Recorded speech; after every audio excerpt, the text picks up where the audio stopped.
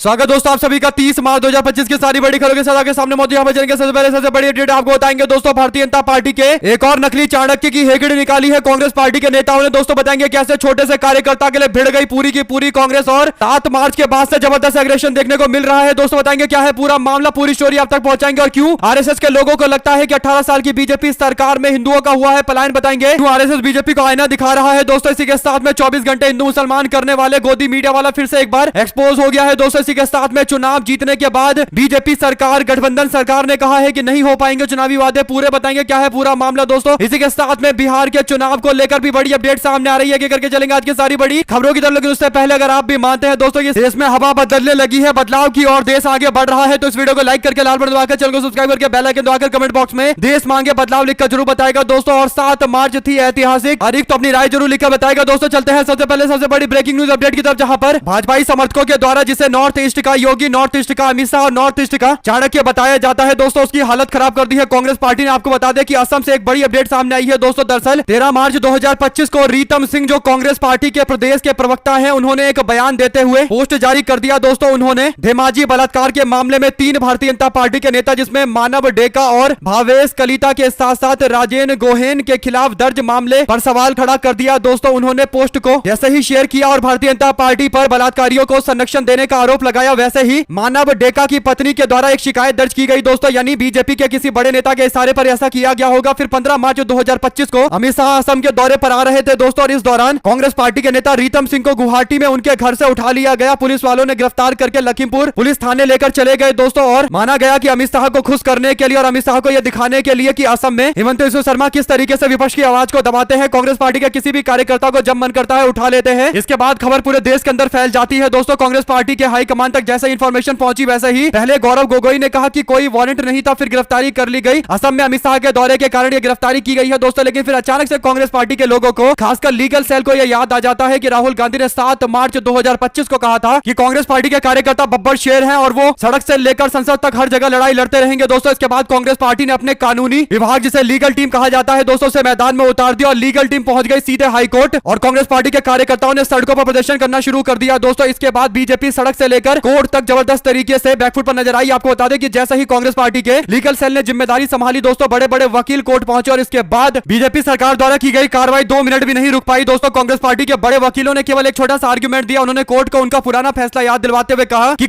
इसी कोर्ट ने आदेश जारी किया था कि जब तक किसी के खिलाफ वारंट जारी नहीं होता, उसको नोटिस जारी नहीं किया जाता, तब तक उसकी गिरफ्तारी नहीं हो सकती। और दूर दूर तक कहीं कोई नोटिस नहीं दिया गया दोस्तों। इसके बाद कोर्ट ने देखा तो उन्हें पता चला कि यह तो मामला पूरी तरीके से तानाशाही का है, तो कोर्ट ने आदेश जारी करते हुए पुलिस को जोरदार फटकार भी लगाई। और इसके बाद कोर्ट ने कहा कि यह प्रोसीजर ही पूरी तरीके से गलत है गिरफ्तार करने का। और इसके बाद कांग्रेस पार्टी के विधि विभाग यानी लीगल टीम और उसके अधिवक्ता KN चौधरी को बड़ी सफलता मिली दोस्तों और कांग्रेस पार्टी के नेता रीतम सिंह को कोर्ट से छोड़ दिया गया है। जयराम रमेश ने इस पूरे मामले को लेकर भाजपा की असम सरकार को जमकर खरी खोटी सुनाई है दोस्तों। उन्होंने पार्टी के लीगल सेल की जमकर तारीफ की है और कहा है कि कांग्रेस पार्टी अपने छोटे से छोटे, बड़े से बड़े कार्यकर्ता सबके लिए पूरी तरीके से मजबूती से खड़ी है। आपको बता दें कि असम में खुलेआम राजनीतिक दमन और कानूनी जवाबदेही को परे रखकर तानाशाही रवैया अपनाया जा रहा है। असम की सरकार को यह करारा तमाचा है तानाशाही हरकत करने पर दोस्तों। इस पूरे मामले पर अब कांग्रेस पार्टी के कार्यकर्ताओं में जबरदस्त जोश देखने को मिल रहा है। राहुल गांधी ने कहा था कि हम छोटे से छोटे, बड़े से बड़े सारे कार्यकर्ताओं के साथ में खड़े हैं जो बीजेपी के खिलाफ लड़ाई लड़ रहा है। कांग्रेस पार्टी पूरी तरीके से उसके साथ में खड़ी है और राहुल गांधी का वचन एकदम सत्य हुआ है दोस्तों। कांग्रेस पार्टी एकजुट होकर अपने सारे समर्थकों, नेताओं के लिए लड़ रही है और यह असर है उस 7 मार्च के बयान का, जिसमें राहुल गांधी ने कहा था कि कांग्रेस पार्टी में केवल वही लोग बचे जो कांग्रेस पार्टी के लिए काम करते हैं, बाकी जो कुछ लोग बीजेपी के लिए मिलकर काम कर रहे हैं उन सबको बाहर का रास्ता दिखाया जाएगा। और इसके बाद कांग्रेस पार्टी के उन कार्यकर्ताओं को एक उत्साह मिली है दोस्तों जो दिन रात कांग्रेस के लिए काम करते हैं। और ये कांग्रेस की तकदीर पलटने वाला बयान था और इसका असर जगह जगह देखने को मिल रहा है। लगभग हर राज्य के अंदर कांग्रेस पार्टी सड़क से लेकर कोर्ट तक भी लड़ाई लड़ रही है दोस्तों। उड़ीसा के अंदर तो बीजेपी को हर कोने में कांग्रेस पार्टी घेर रही है दोस्तों। आपको बता दें कि असम के अंदर इस कार्रवाई के पीछे कई सारे बड़े कारण थे। सबसे पहला यह कि कांग्रेस पार्टी ने राहुल गांधी के साथ हुई बैठक के बाद असम के अंदर अचानक से बड़े परिवर्तन कर दिए। 2026 में अगले साल होने वाले चुनाव से पहले कांग्रेस ने अपने सारे जिला अध्यक्षों को नियुक्त कर दिया दोस्तों और पार्टी ने लगभग सारे बूथ पर अपने कार्यकर्ता नियुक्त कर दिए हैं। और अभी हाल फिलहाल में पार्टी ने कई सारी सभाएं की है दोस्तों और 2 चरणों में यात्राएं होने वाली है। जोनाई से सोनाई तक 45 विधानसभा क्षेत्रों को पहले चरण में कवर किया जाएगा और फिर सादिया से मंडिया तक 47 अन्य विधानसभा क्षेत्रों को कवर किया जाएगा दोस्तों। इसके अलावा अखिल भारतीय कांग्रेस कमेटी AICC जय बापू जय भीम जय संविधान रैली पूरे असम के अंदर निकाल रही है। कार्यकर्ता नेता सब एकजुट नजर आते हैं। जनता के बीच में मौजूदगी लगातार बढ़ती जा रही है। पंचायत चुनाव पर कांग्रेस ने बीजेपी पर दबाव बनाना शुरू कर दिया है दोस्तों। भारतीय जनता पार्टी के तथाकथित चाणक्य में इतनी हिम्मत नहीं है कि जनवरी और फरवरी में जो असम के चुनाव होने वाले थे पंचायत इलेक्शन वो करवा पाए, और बार बार इसे टाला जा रहा है। दोस्तों कांग्रेस कह रही है कि पंचायत के चुनाव कराओ, तब वहां पर पावर पता चलेगी कौन सी पार्टी की कितनी शक्ति है दोस्तों। लेकिन भाजपा के असम के तथाकथित चाणक्य में हिम्मत नहीं है कि पंचायत का इलेक्शन करवा दे। हिमंत बिस्वा शर्मा एकदम डरे हुए हैं कांग्रेस पार्टी से, और राष्ट्रीय नेताओं की भी कई सारी यात्राएं असम के अंदर हो रही है दोस्तों। पहले कांग्रेस शांति तो बीजेपी के नेता तानाशाही कर रहे थे, लेकिन अब हर जगह टक्कर दी जा रही है दोस्तों। आपकी क्या राय है लिखकर जरूर बताएगा। इसी के साथ में राष्ट्रीय स्वयंसेवक संघ के दफ्तर आज नरेंद्र मोदी जाने वाले हैं दोस्तों। उससे पहले एक सर्वे करके संघ ने मीडिया के माध्यम से नरेंद्र मोदी और भाजपा सरकार की सबके सामने पोल खोल दी है दोस्तों। आपको बता दें कि 12 अक्टूबर 2024 को आरएसएस के बने हुए 100 साल पूरे हो गए दोस्तों, यानी 100 साल शताब्दी वर्ष मना रहे। आरएसएस की ओर से कहा गया था कि 12 अक्टूबर से लेकर 30 मार्च तक कार्यक्रम चलेगा, और इसे आरएसएस के 100 साल मनाने के तौर पर देखा जाएगा दोस्तों। 1 लाख शाखा बढ़ाने को लेकर लक्ष्य बनाया गया था, और अब आरएसएस के लोगों के 100 साल पूरे होने के उपलक्ष्य में आज नरेंद्र मोदी नागपुर जा रहे हैं दोस्तों। उसी नागपुर में जहां पर कुछ दिन पहले दंगे हुए थे, और ऐसे में आरएसएस ने अपनी स्थापना के 100 साल पूरे होने के उपलक्ष्य में मध्य भारत के अंदर यानी मध्य प्रदेश के अंदर एक व्यापक सामाजिक अध्ययन किया है दोस्तों। इस सर्वे का मुख्य उद्देश्य क्षेत्र विशेष के सामाजिक, आर्थिक और सांस्कृतिक चुनौतियों को चिन्हित किया गया है। आपको बता दें कि इसमें 103 प्रकार की समस्याएं बताई गई है दोस्तों। लेकिन आरएसएस की रिपोर्ट में जो सबसे इंटरेस्टिंग बात है वो ये कि उन्होंने बताया है कि मध्य प्रदेश के अंदर पुराने भोपाल के इलाके में हिंदुओं की संख्या तेजी से घटी है। 1990 के आसपास ये आंकड़ा 80-20 का हुआ करता था, जो घटकर 30-70 का हो गया है। कारण है कि 3000 हिंदू परिवारों ने पिछले 30 वर्ष में अपने घर बेचकर अन्य समुदायों को दे दिया है। इसके कारण डेमोग्राफी चेंज हो गई है दोस्तों। आपको बता दें कि मध्य प्रदेश के अंदर भारतीय जनता पार्टी की इस 30 साल में से लगभग 25 साल सरकार रही है दोस्तों, यानी भारतीय जनता पार्टी के 25 साल के शासनकाल के दौरान हिंदू आबादी को पलायन करना पड़ा है। इसी से आरएसएस ने भारतीय जनता पार्टी की पोल खोल दी है। जो बीजेपी अपने आप को हिंदू हितैषी बताती है, उनके लिए आरएसएस के लोगों ने सर्वे करके पूरी तरीके से एक्सपोज कर दिया है दोस्तों। आपको क्या लगता है, अगर आप भी मानते हैं कि भारतीय जनता पार्टी केवल राजनीतिक फायदे के लिए इन मुद्दों का इस्तेमाल करती है दोस्तों, हिंदू हित की बात और अपने हित के लिए राज करती है भारतीय जनता पार्टी, तो अपनी राय जरूर लिखकर बताएगा दोस्तों। ज्यादा से ज्यादा वीडियो को शेयर कीजिएगा। इसके साथ में राणा सांगा को लेकर दिए गए विवादित बयान के बाद समाजवादी पार्टी के सांसद के घर पर गुंडागर्दी की गई, जमकर लूट मचाई गई दोस्तों। करनी सेना के लोग इसमें साफ तौर वीडियो में दिखाई दे रहे, इसके बावजूद कोई कार्रवाई नाम लेकर नहीं की गई, और अभी तक कोई खास गिरफ्तारी भी नहीं की गई है। ऐसे में उल्टा उन लोगों पर शिकायत दर्ज कराई गई है दोस्तों, जो लोग सांसद के घर की रक्षा करने के लिए वहां पर समर्थक मौजूद थे। आपको बता दें कि करनी सेना के एक व्यक्ति ने आरोप लगाते हुए कहा है कि जब वहां पर प्रदर्शन करने के लिए लोग यानी सांसद के घर पर लोग पहुंचे, तो सांसद के घर पर मौजूद लोगों ने पत्थरबाजी की है दोस्तों। सवाल यह है कि एक सांसद के घर पर प्रदर्शन करने के लिए गए थे और पुलिस प्रोटेक्शन में गए थे, लेकिन पुलिस से मामला नहीं संभला दोस्तों। और दूसरी ओर सांसद के घर पर तोड़फोड़ क्या उनके समर्थकों ने की होगी, एकदम वाहियात लॉजिक देकर मुद्दे को अलग तरीके से डाइवर्ट करने की कोशिश की जा रही है। आपकी क्या राय है दोस्तों, जिन लोगों ने तोड़फोड़ की है उनको बचाने के लिए क्या पूरा इंतजाम किया जा रहा है? हालांकि समाजवादी पार्टी पूरे मामले को लेकर अग्रेसिव है और जगह जगह प्रोटेस्ट भी चल रहे हैं दोस्तों। दलित समाज के सांसद के घर पर हुआ अटैक काफी सीरियस मैटर है दोस्तों। आपको क्या लगता है, अपनी राय जरूर लिखकर बताएगा। इसी के साथ में 24 घंटे हिंदू मुसलमान करने वाले न्यूज चैनल के जो सबसे बड़े मालिक है रजत शर्मा, उनका सोशल मीडिया पर एक वीडियो काफी शेयर किया जा रहा है दोस्तों। आपको बता दें कि रजत शर्मा इस वीडियो में जामा मस्जिद में पहुंचे हुए दिखाई दे रहे हैं, जहां पर उन्होंने शाही इमाम के साथ मुलाकात की और इफ्तार पार्टी में भी शामिल हुए हैं दोस्तों। रजत शर्मा ऐसे चैनल के एंकर है जिनमें आपको दिन रात कहीं ना कहीं मुस्लिमों के विरोध में कोई ना कोई कार्यक्रम दिखाई देगा, और कई बार तो 24 घंटे 7 दिन केवल यही चलता रहता है दोस्तों। ऐसे में इफ्तार पार्टी एंजॉय कर रहे हैं रजत शर्मा। सवाल घूम फिर कर उन लोगों के लिए है जो लोग ऐसे न्यूज चैनल के प्रोग्राम देखते हैं दोस्तों, उसके बाद उनका ब्रेन वॉश हो जाता है और उसके बाद एक जॉम्बी की तरह बिहेव करते हैं और दिमाग में पूरी तरीके से दूसरे समुदाय के प्रति नफरत फैल जाती है दोस्तों। आपकी क्या राय है, इन लोगों के बारे में लिखकर जरूर बताएगा। इसी के साथ में महाराष्ट्र के डिप्टी सीएम अजित पवार ने अपनी सरकार की ही पोल खोल दी है दोस्तों। महाराष्ट्र के अंदर नरेंद्र मोदी से लेकर देवेंद्र फडणवीस सबके सब मोदी की गारंटी, एनडीए करेगी गारंटी, पूरा इस तरीके का दावा कर रहे थे। लेकिन अब जब राज्य में सरकार बन गई है दोस्तों, तो उसके बाद मजाक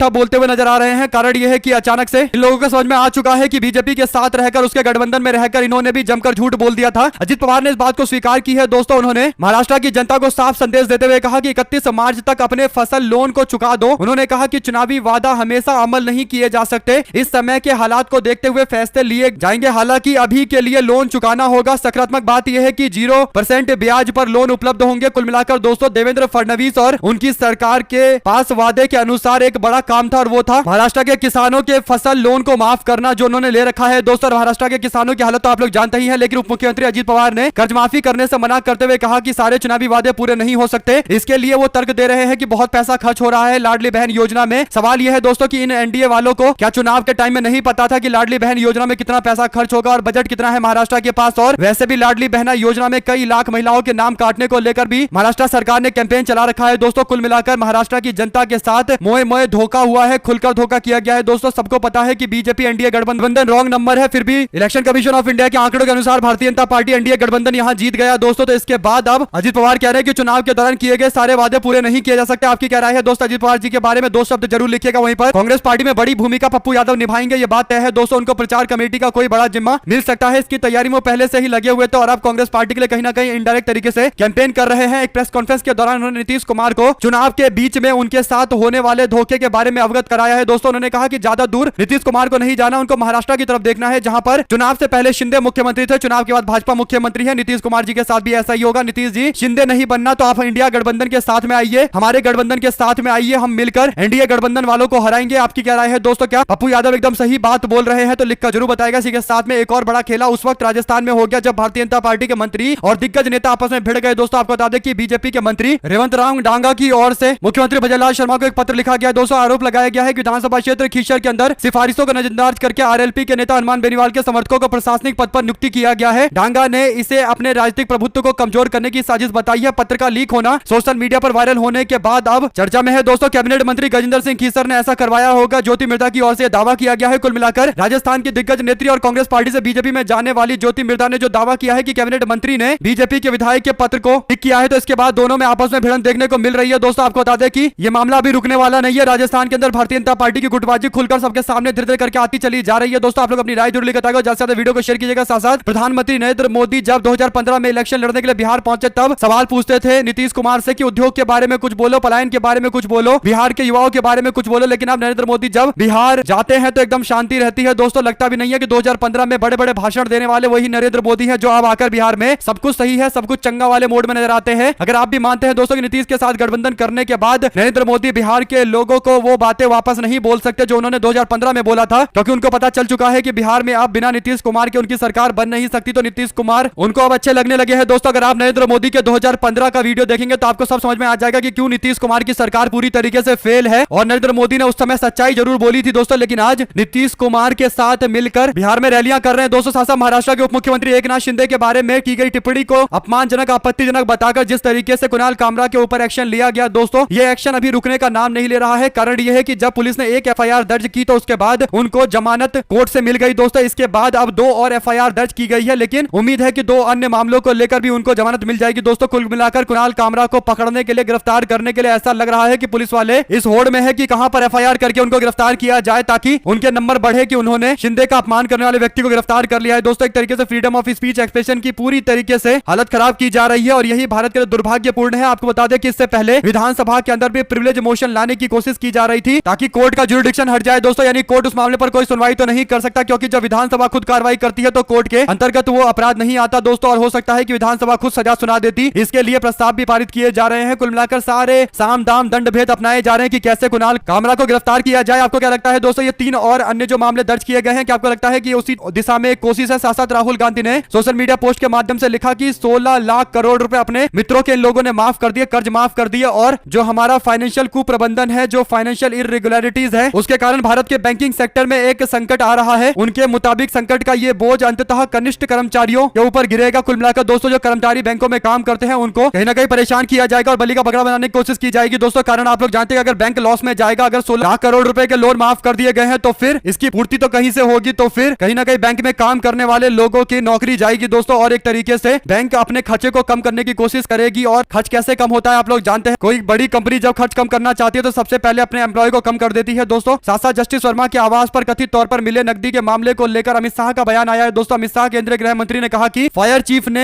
ऐसा कभी नहीं कहा, उन्होंने जब्ती में शून्य दर्ज किया, क्योंकि हम एफआईआर दर्ज नहीं कर सकते तो जब्ती कैसे हो सकती है, यह सवाल पूछा गया है दोस्तों। एफआईआर केवल सीजीआई के अनुमति के साथ ही दर्ज की जा सकती है, यानी चीफ जस्टिस ऑफ इंडिया की ओर से एक कमेटी बनाई गई है जो जज के ऊपर सुनवाई करेगी दोस्तों। और कमेटी अगर रेकमेंड करेगी कि इनके ऊपर एफआईआर होनी चाहिए, जांच होनी चाहिए, तभी जांच शुरू की जाएगी, यानी जजों को इस तरीके की राहत भारत के अंदर मिलती है दोस्तों। आपकी क्या राय है लिखकर जरूर बताएगा इस पूरे प्रोसेस के ऊपर। और गृह मंत्री अमित शाह का कहना है कि जब तक आदेश नहीं आएगा कोर्ट का तब तक कोई मामला दर्ज नहीं करेंगे। साथ साथ दोस्तों एक बड़ी अपडेट मध्य प्रदेश से सामने आई है, जहां पर मध्य प्रदेश के दमोह के अंदर नवरात्रि के पोस्टर नगर पालिका के द्वारा फाड़ दिए गए। इसके बाद हिंदू संगठन के लोगों ने जमकर बदतमीजी की है दोस्तों। नगर पालिका के सीएमओ के घर पहुंचकर उनके मुंह पर कालिक पोत दी गई है। सीएमओ अशोक शर्मा ने पुलिस को फोन करके पूरे मामले की जानकारी दी है दोस्तों। हालांकि अभी तक गिरफ्तार नहीं किया गया है, लेकिन घूम फिर कर सवाल यह है कि एक अधिकारी जो अपनी ड्यूटी निभा रहा है उसके साथ ऐसी बदतमीजी कैसे की जा सकती है। और अगर गलत तरीके से पोस्टर फाड़ा भी गया है दोस्तों तो पुलिस प्रशासन का इस्तेमाल करना चाहिए था और बड़े अधिकारी के पास जाना चाहिए था। मामले को लेकर इस तरीके से कालिक पोत देना और किसी की छवि को खराब कर देना, यह तो साफ तौर पर खुलेआम एक गुंडा गुंडागर्दी है, मध्य प्रदेश के अंदर भाजपा की सरकार है और हिंदुत्ववादी गुटों की ओर से इस तरीके की बदतमीजी के बारे में आपकी क्या राय है दोस्तों? क्या बीजेपी की सरकार की वजह से इन लोगों के हौसले बुलंद है जिसे प्रतिकार किया जाना चाहिए, काउंटर किया जाना चाहिए? साथ साथ तमिलनाडु में शनिवार को डीएमके ने सैकड़ों कार्यकर्ताओं के बड़े पैमाने पर विरोध प्रदर्शन के बीच में मुख्यमंत्री एमके स्टालिन के द्वारा केंद्र की बीजेपी सरकार पर मनरेगा मजदूरों की दुर्दशा करने का आरोप लगाया है। दोस्तों आपको बता दें कि स्टालिन ने सोशल मीडिया मंच से कहा कि निर्दयी बीजेपी ने यूपीए सरकार के द्वारा लाए गए मनरेगा, जो भारतीय अर्थव्यवस्था, ग्रामीण अर्थव्यवस्था की रीढ़ की हड्डी है और जीवन दायिनी है, उसके रूप में विकसित मनरेगा को नष्ट करने का लक्ष्य बनाया हुआ है। जब एक हस्ताक्षर से कॉर्पोरेट्स में लाखों करोड़ रुपए के लोन माफ कर दिए जाते हैं तो चिलचिलाती धूप में पसीना बहाने वाले गरीबों को वेतन के रूप में पैसा क्यों नहीं मिलता? कुल मिलाकर दोस्तों उनके आधार कार्ड से लेकर तमाम तरीके की समस्या बताई जाती है, जबकि बड़े बड़े उद्योगपतियों को केवल एक हस्ताक्षर पर ही लोन मिल जाता है। ये गारंटी नहीं होती कि वो देश छोड़कर नहीं भागेगा, करोड़ों रुपए दे दिए जाते हैं। साथ साथ केंद्रीय गृह मंत्री अमित शाह शनिवार को 2 दिवसीय दौरे के लिए बिहार में मौजूद है। दोस्तों एक दिन पहले शाम को आए थे, उसके बाद आज भी उनका कार्यक्रम होने वाला है। उम्मीद है कि भारतीय जनता पार्टी के लोगों से जब मुलाकात करेंगे तो चुनाव को लेकर चर्चा की जाएगी, क्योंकि अमित शाह पहले से ही सवालों के घेरे में है। अमित शाह का जो दौरा बिहार में हो रहा है तो जनता दल यूनाइटेड के लोग चाहते हैं कि ऑफिशियल स्टैंड एनडीए गठबंधन को क्लियर करना चाहिए और बताना चाहिए कि क्या नीतीश कुमार के नेतृत्व में ही चुनाव लड़ा जाएगा या फिर भारतीय जनता पार्टी कुछ और विचार कर रही है। क्या नीतीश कुमार को शिंदे बनाने की राजनीति कर रही है भारतीय जनता पार्टी? इस पर कोई स्पष्टीकरण तो आया नहीं है दोस्तों, जिससे चिंता और ज्यादा बढ़ गई है। आप लोगों की जो भी राय हो लिखकर बताएगा, ज्यादा से ज्यादा वीडियो को शेयर कीजिएगा दोस्तों। साथ साथ संभल के सीईओ अनुज चौधरी और चंद्रशेखर आजाद एक दूसरे से भिड़ते हुए नजर आ रहे हैं। सोशल मीडिया पर एक वीडियो काफी शेयर किया जा रहा है दोस्तों, जिसमें संभल के अंदर दोनों लोग एक दूसरे से बहस कर रहे हैं। हालांकि पता नहीं चला कि कौन से मुद्दे को लेकर यह बहस चल रही है, लेकिन जरूर कोई इंटरेस्टिंग मामला होगा दोस्तों। चंद्रशेखर आजाद झुकने वाले नेताओं में से नहीं है, जोरदार तरीके से बहस करते नजर आ रहे हैं दोस्तों। उनके समर्थक भी नारेबाजी कर रहे हैं। हालांकि पूरे मामले पर डिटेल में जो जानकारी आएगी तो आप तक लगातार पहुंचाएंगे दोस्तों। लेकिन चंद्रशेखर रावण और संभल के सीईओ अनुज चौधरी के बीच में आमना सामना होने पर आपकी क्या राय है? लिखिए जरूर। साथ साथ जयपुर के अंदर मंदिर में घुसकर लोक देवता श्री तेजाजी महाराज की मूर्ति तोड़ने का आरोपी गिरफ्तार कर लिया गया है दोस्तों। सुबह खबर आती है कि मंदिर के अंदर देवता की मूर्ति तोड़ दी गई है। इसके बाद मामला काफी ज्यादा फैल जाता है। लोगों को लगता है कि शायद सांप्रदायिक माहौल खराब करने के लिए ऐसा किया गया होगा दोस्तों। कुल मिलाकर जब पूरे मामले पर पुलिस प्रशासन की ओर से कार्रवाई की जाती है दोस्तों, तो उसके बाद आरोपी सिद्धार्थ सिंह को गिरफ्तार कर लिया जाता है। जैसे ही सिद्धार्थ सिंह को गिरफ्तार किया जाता है, सोशल मीडिया पर तस्वीर शेयर कर दी गई है। आप लोग सिद्धार्थ सिंह के कपड़े को देख सकते हैं दोस्तों, और कपड़ा देखकर पहचान सकते हैं कि यह कपड़ा क्यों पहना गया होगा और कहीं ना कहीं जयपुर में ईद से पहले माहौल खराब करने की ये कोई साजिश आपको नजर आती है नहीं आती, लिखकर जरूर बताएगा। हालांकि जयपुर की पुलिस ने अच्छा काम किया है दोस्तों। उन्होंने तुरंत गिरफ्तारी करके सुनिश्चित किया है कि कोई विवाद आपसी धर्म के बीच में, लोगों के बीच में ना हो। इससे पहले कहीं ना कहीं और भी कई जगह इस तरीके के मामले सामने आ सकते हैं। साथ साथ दोस्तों दिल्ली के अंदर राउज एवेन्यू कोर्ट ने बीजेपी के नेता सूरजभान चौहान के मानहानि के मामले में रिवीजन याचिका शनिवार को खारिज कर दी है दोस्तों। ये याचिका आम आदमी पार्टी के नेता सौरभ भारद्वाज के खिलाफ दायर की गई थी। चौहान ने अदालत के पहले के उस आदेश को चुनौती दी थी दोस्तों, जिसमें शिकायत को खारिज कर दिया गया था। सौरभ भारद्वाज संजय चौहान के खिलाफ सूरजभान चौहान ने सितंबर 2018 में मानहानि का मुकदमा दर्ज करवाया था दोस्तों, एफआईआर दर्ज करवाई थी। वहीं पर प्रतिमा मिश्रा सोशल मीडिया पर आजकल काफी शेयर की जा रही है दोस्तों, उनके वीडियो शेयर किए जा रहे हैं। कारण यह है कि अभी अचानक से लोगों ने 10 साल के बाद देखा है कि जर्नलिज्म क्या होता है, पत्रकारिता क्या होती है। एबीपी न्यूज पर प्रतिमा मिश्रा ने कई सारे बड़े शो किए हैं दोस्तों, जिसके कारण कुछ लोगों में चिढ़ देखने को मिल रही है। इसके कारण सोशल मीडिया पर प्रतिमा मिश्रा को लेकर ये अफवाह फैलाई जा रही है कि वो नरेंद्र मोदी और बीजेपी का विरोध करती है, वो कांग्रेस पार्टी का एजेंडा चला रही है। जबकि हकीकत यह है कि प्रतिमा मिश्रा ऐसी पत्रकार है जो कहीं ना कहीं सच बोल रही है दोस्तों और लोगों को आईना दिखा रही है। और ये कोई छोटी मोटी पत्रकार नहीं है, इनको रामनाथ गोयनका अवार्ड मिला हुआ है जो ब्रेव जर्नलिज्म के लिए मिलता है, यानी जो बहादुरी से काम करते हैं। ENBA का भी अवार्ड इनको मिला हुआ है दोस्तों। ऐसे जितने भी जर्नलिस्ट हैं उनको सैल्यूट किया जाना चाहिए। आपकी क्या राय है चित्रा त्रिपाठी वर्सेस प्रतिमा मिश्रा के बारे में? अपनी राय जरूर लिखकर बताएगा दोस्तों। दो शब्द दोनों के बारे में, आप किसको सही मानते हैं? वहीं पर देश की राजधानी दिल्ली में एक बार फिर से मुगल शासकों के नाम को लेकर सड़कों पर नया बवाल शुरू किया गया है दोस्तों। आपको बता दें कि अच्छे खासे लिखे गए बोर्ड पे नाम काटकर वाल्मीकि मार्ग लिखा गया, महर्षि वाल्मीकि मार्ग लिखा गया। भारतीय बौद्ध संघ की ओर से ऐसा किया गया है, यानी बौद्ध समाज के लोगों को आगे करके ऐसा करने की कोशिश की जा रही है दोस्तों। और अकबर रोड के नाम को भी मिटाया जा रहा है, यानी इन चीजों की कोई लिमिट नहीं होती दोस्तों। ओवर लिमिट चल रहा है मामला, जिसका मन करता है, जो मन करता है सरकारी संपत्ति पर आकर कुछ ना कुछ गलत कर देता है दोस्तों। अच्छे खासे बोर्ड पर नाम को बिगाड़ा जा रहा है। ऐसा लग रहा है कि इनके नाम लिखने से ही चेंज हो जाएगा सब कुछ, रोड का नाम चेंज हो जाएगा, गूगल मैप से लेकर सरकारी डॉक्यूमेंट सब चेंज हो जाएंगे। ऐसा बिल्कुल नहीं है, केवल पब्लिसिटी पाने का ये एक तरीका है दोस्तों। और सोशल मीडिया पर तो आजकल लोग ऐसे लोगों को मूर्ख ही समझते हैं। आपकी क्या राय है दोस्तों? लिखकर जरूर बताएगा। क्या ये मूर्खता की पराकाष्ठा नहीं है? वही दोस्तों केंद्रीय मंत्री और लोक जनशक्ति पार्टी रामविलास LJP-R के प्रमुख चिराग पासवान ने कहा है कि उनकी केंद्र की राजनीति में ज्यादा दिलचस्पी नहीं है, उनकी प्राथमिकता बिहार है। उनके इस बयान को बिहार के चुनाव के मद्देनजर काफी इंपॉर्टेंट माना जा रहा है दोस्तों। बिहार चुनाव 2025 की तैयारी चल रही है। ऐसे में चिराग पासवान ने कहा कि 2030 के विधानसभा चुनाव से पहले बिहार बिहार लौट जाएंगे। यानी दोस्तों एक बड़ा संदेश उन्होंने दिया है। क्या 2025 के इलेक्शन के बाद चिराग पासवान बीजेपी के साथ मिलकर नीतीश कुमार को सत्ता से बाहर करने की तैयारी कर रहे हैं। वहीं पर राज ठाकरे को राम लला के दर्शन नहीं करने दूंगा, पूर्व सांसद ब्रजेश सिंह ने यह बयान जारी किया है। दोस्तों यूपी के उन्नाव में बीजेपी के पूर्व सांसद ब्रजभूषण शरण सिंह ने यह टिप्पणी की है। हमारे साथ लगातार जुड़े रहने सभी दोस्तों, भाइयों, बहनों, मित्रों का बहुत बहुत धन्यवाद। दोस्तों ज्यादातर वीडियो अपने लोगों तक शेयर कीजिएगा ताकि सभी तक पूरी अपडेट पहुंचती रहे। बहुत बहुत धन्यवाद। जय हिंद, जय भारत। अगर आपको एक भी खबर अच्छी लगी हो तो वीडियो को लाइक जरूर कीजिएगा। दोस्तों आपके सपोर्ट की हमेशा जरूरत है। दोस्तों बहुत बहुत धन्यवाद।